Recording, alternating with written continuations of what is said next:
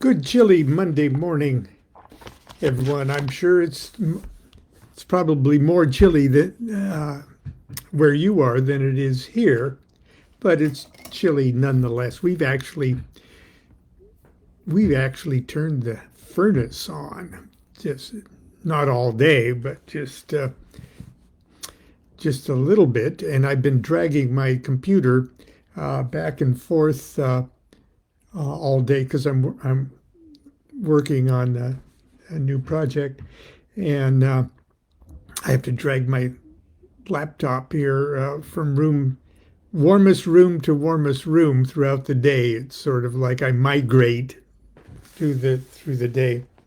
Uh, Constance is reading over the telephone to a dear friend of ours, uh, reading Magick Without Tears. Okay, now I've read excerpts from Magick Without Tears for you before, and don't worry, uh, I'm not going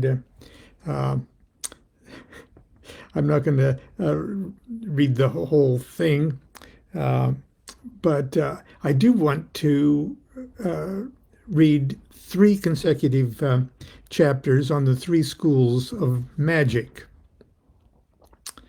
Uh, because I've been following a little bit, lightly following. I don't have time to follow much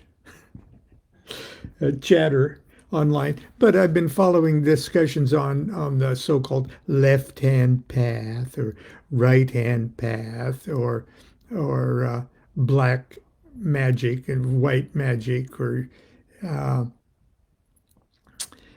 black brothers and things like that. And people are throwing the terms around, and they have their own understanding of what those terms mean to them anyway.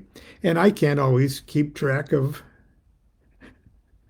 what the general wisdom is concerning any of those. I just kind of know what I know, uh, and get my hints of what Crowley thought of the terms, uh, and I try to get on with my life.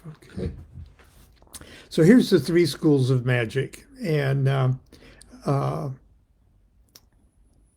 if you've got this the Magick Without Tears, uh, this is the hardbound edition from New Falcon.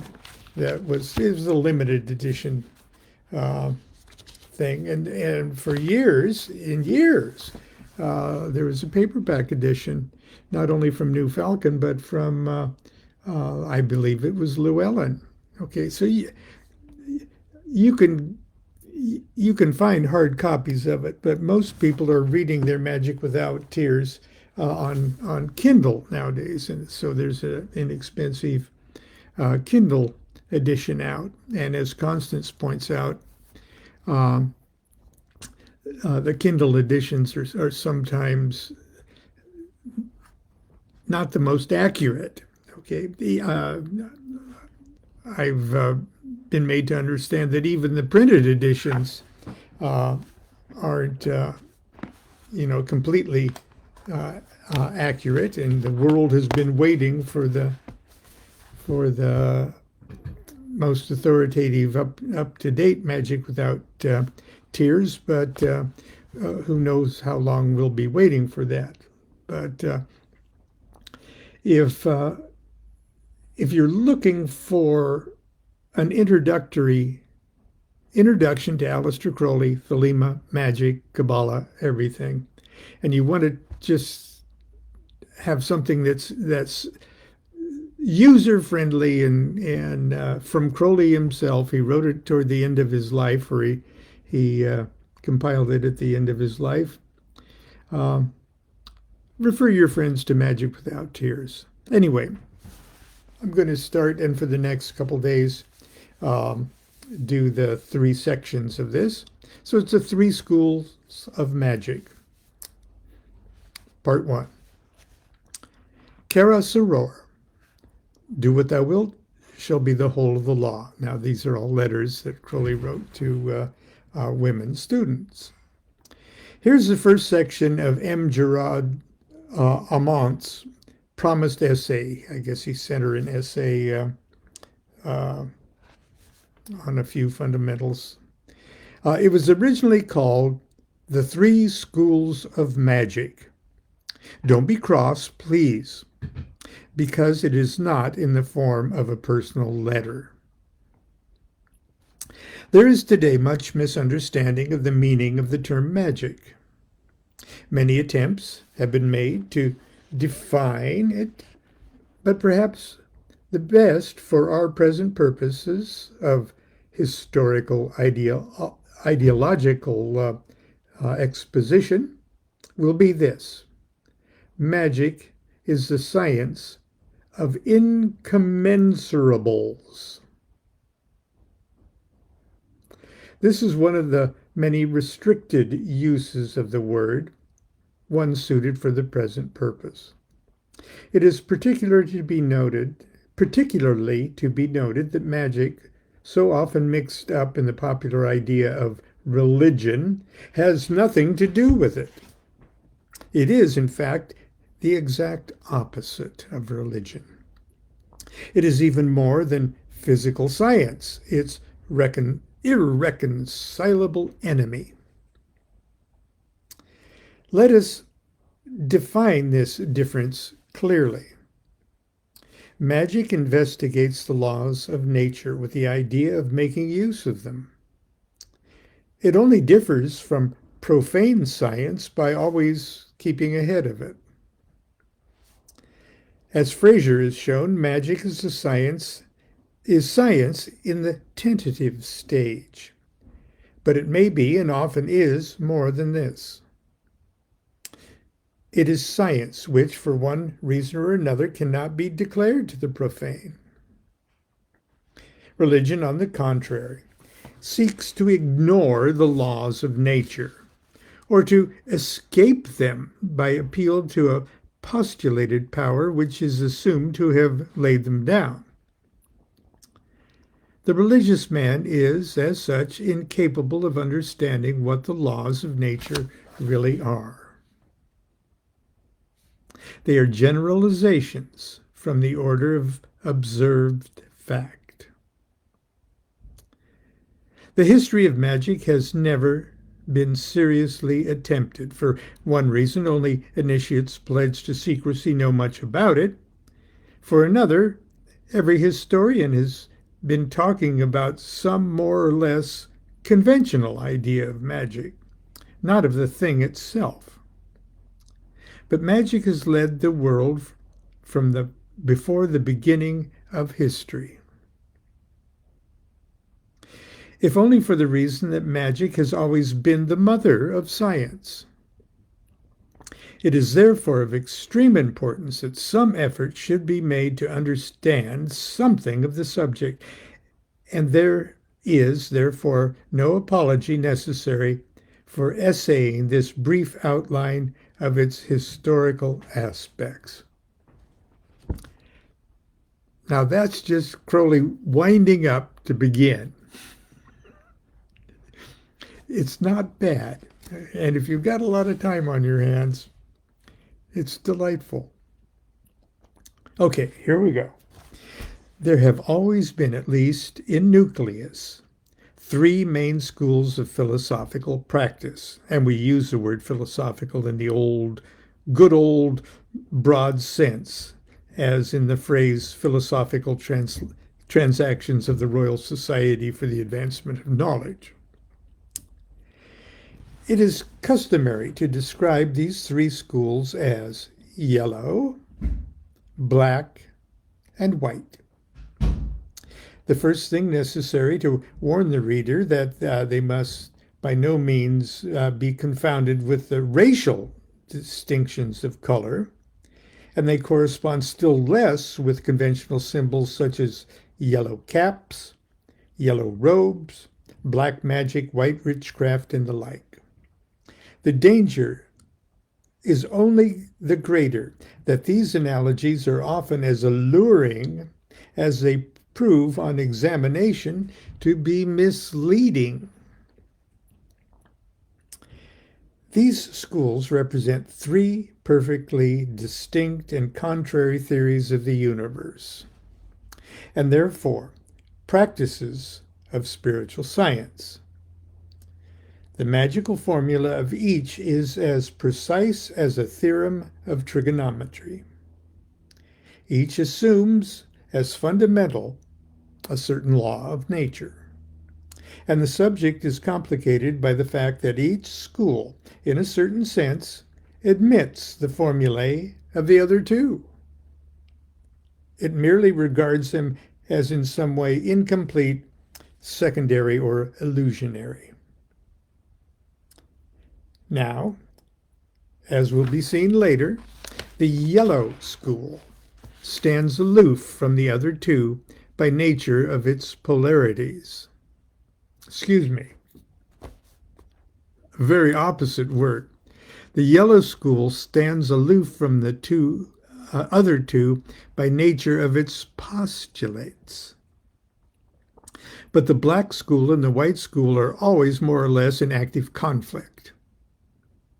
And it is because just at this moment, he's talking historically at this moment, and this was in the 1940s, and probably World War II was raging. It is probably just at this moment that conflict is approaching a climax that it is necessary to write this essay. The adepts of the white school consider the present danger to mankind so great that they are prepared to abandon their traditional policy of silence in order to enlist in their ranks the profane of every nation. We are in possession of a certain mystical document, okay? And that document is the vision and the voice, which we may describe briefly. For convenience sake, as an apocalypse of which we hold the keys, thanks to the intervention of the Master who has appeared at this grave conjuncture of fate.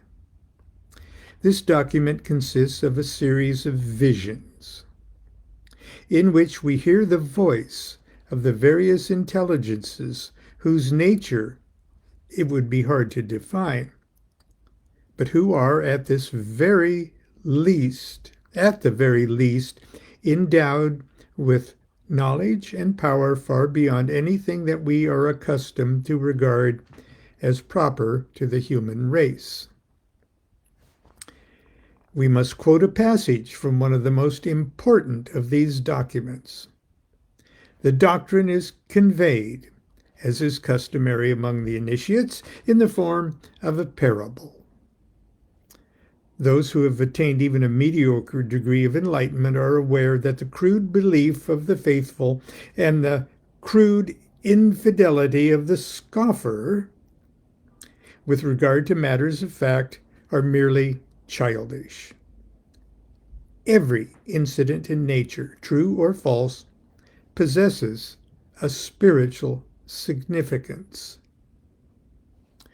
Now, let me digress for a second, because I posted a homemade meme about asking the question, are the events of your ordinary life actually initiatory experiences, and are the people around you your initiatory officers?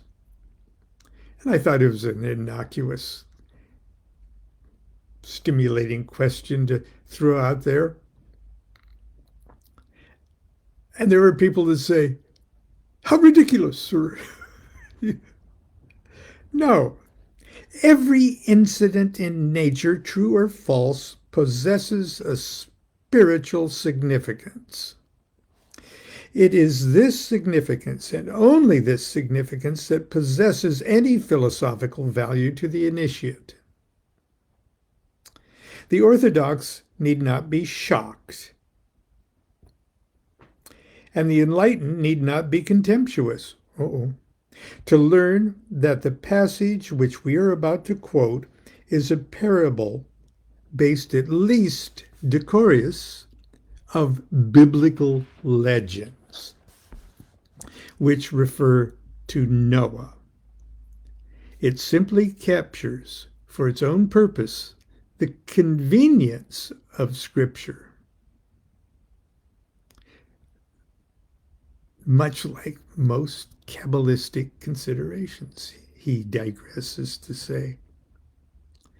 Here's the following excerpt from the vision, and this vision is from the Vision and the Voice, the sixth aether. That's way up there. Okay, the name of the aether is Maz, M-A-Z. And a voice cries, "Cursed be he that shall uncover the nakedness of the Most High. For he is drunken upon the wine that is the blood of the adepts. And Babylon hath lulled him to a sleep upon her breast, and she hath fled away and left him naked. And she hath called her children together, saying, Come with me, and let us make mock of the nakedness of the Most High. And the first of the adepts covered his shame with a cloth, walking backwards, and was white. And the second of the adepts covered his shame with a cloth, walking sideways, and was yellow. And the third of the adepts made a mock of his nakedness, walking forwards, and was black. And these are the three great schools of the Magi, who were also the three Magi who journeyed to Bethlehem. And it is because thou hast not wisdom, thou shalt not know which of the school prevaileth, or if the three schools be not one.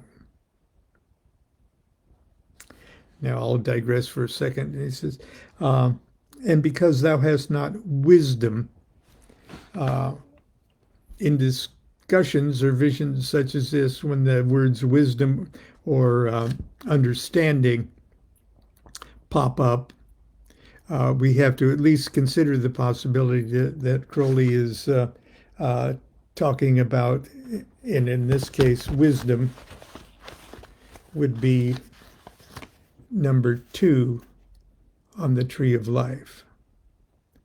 Okay, or a magus themselves. But I digress. We are now ready to study the philosophical basis of these three schools. We must, however, enter a caveat against too literal an interpretation even of the parable. It may be suspected, for reasons which should be apparent after further investigation of the doctrines of the three schools, that this parable was invented by an intelligence of the black school, who was aware of his iniquity and thought to transform it into righteousness by the alchemy of making a boast of it. The intelligent reader will note the insidious attempt to identify the doctrine of the black school with the kind of black magic that is commonly called diabolism. In other words, this parable is itself an example of an exceedingly subtle black magical operation, and the contemplation of such devices carried far enough brings us to an understanding of the astounding Ophidian processes of magicians. Ophidian is like snake-like. The Slytherins are an Ophidian school fraternity. Okay, let not the profane reader dismiss such subtleties from his mind as negligible nonsense. It is cunning of this kind that determines the price of potatoes. The above digression is perhaps not so inexcusable as it may seem on the first reading. Careful study of it should reveal the nature of the thought processes which are habitually used by the secret masters of the human race to determine its destiny. When everyone is done laughing, I will ask you to compare the real effects produced on the course of human affairs by Caesar, Attila, and Napoleon on one hand, of Plato, the encyclopedists, and Karl Marx on the other. The yellow school of magic considers with complete scientific and philosophical detachment. Spock was a yellow magician. Crowley didn't write that. I just threw that in. The yellow school of magic considers with complete scientific and philosophical detachment the fact of the universe as a fact. Being itself a part of that universe, it realizes its impotence to alter the totality in the smallest degree. To put it vulgarly, it does not try to raise itself from the ground by pulling at its socks. It therefore opposes the current of phenomena, no reaction either of hatred or of sympathy. So far as it attempts to influence the course of events at all, it does so only in the only intelligent way conceivable. It seeks to diminish internal friction. It remains, therefore, in a contemplative attitude. To use the term of Western philosophy, there is in its attitude something of the stoicism of Zeno, or of the Pickwickianism, if I may use the term, of Epicurus. The ideal reaction to phenomena is that of perfect elasticity. It possesses something of the cold-bloodedness of mathematics, and for this reason it seems fair to say that for the purpose of elementary study, that Pythagoras is its most adequate exponent in European philosophy. And Spock. Since the discovery of Asiatic thought, however, we have no need to take our ideas at second hand. The yellow school of magic possesses one perfect classic, the Tao Te Ching. It is impossible to find any religion which adequately represents the thought of this masterpiece. Not only is religion as such repugnant to science and philosophy, but from the very nature of the tenets of the yellow school, its adherents are not going to put themselves to any inconvenience for the enlightenment of a lot of people whom they consider to be hopeless fools.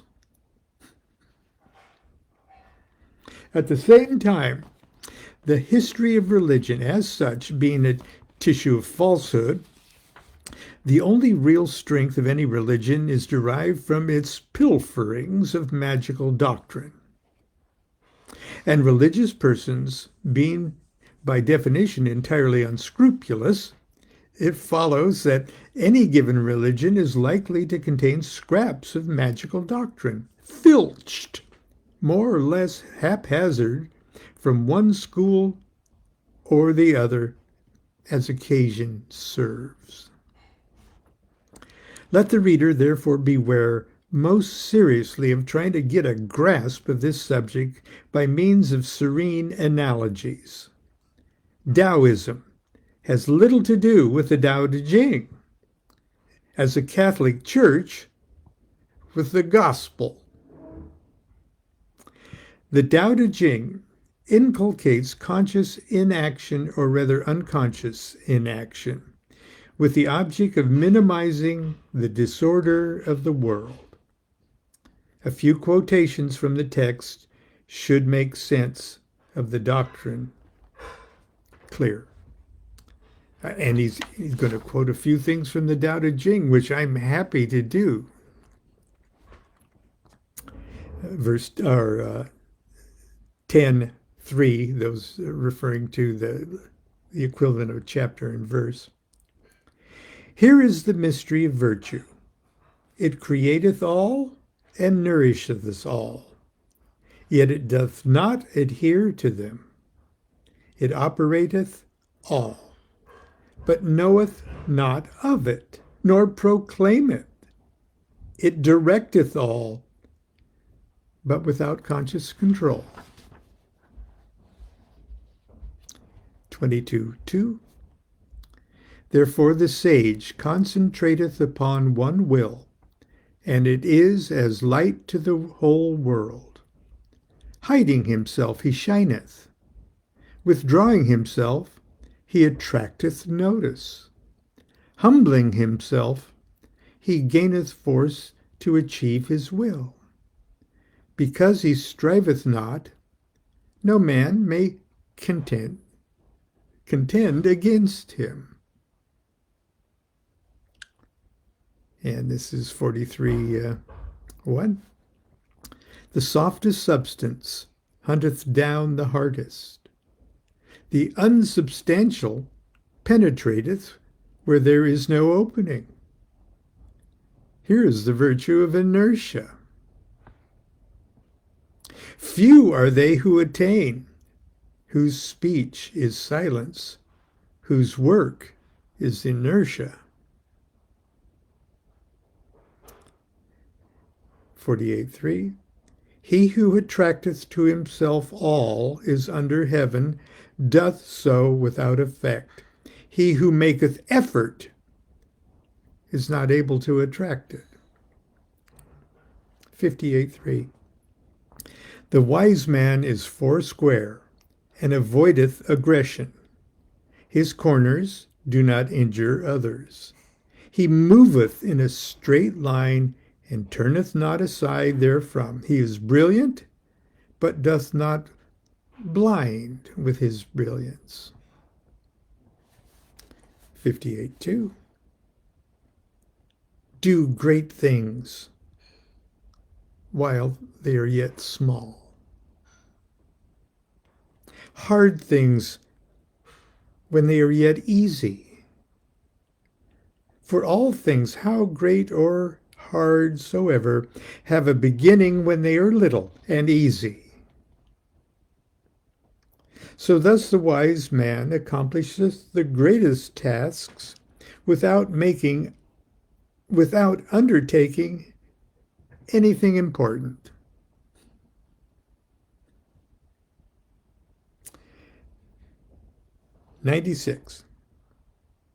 Oh, 76:2.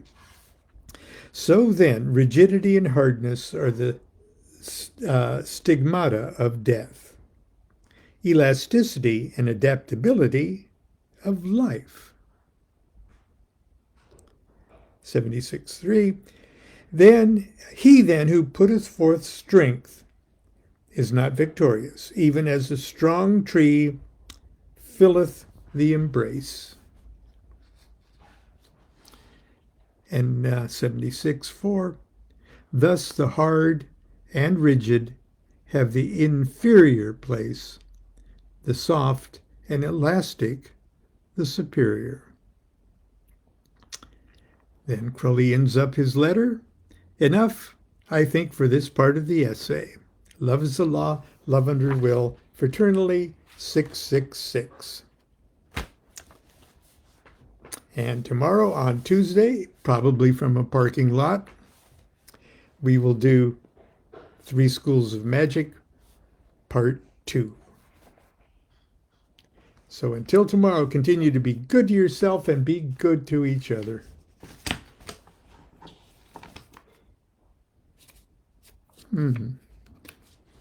Do what thou wilt shall be the whole of the law. Love is the law, love under will.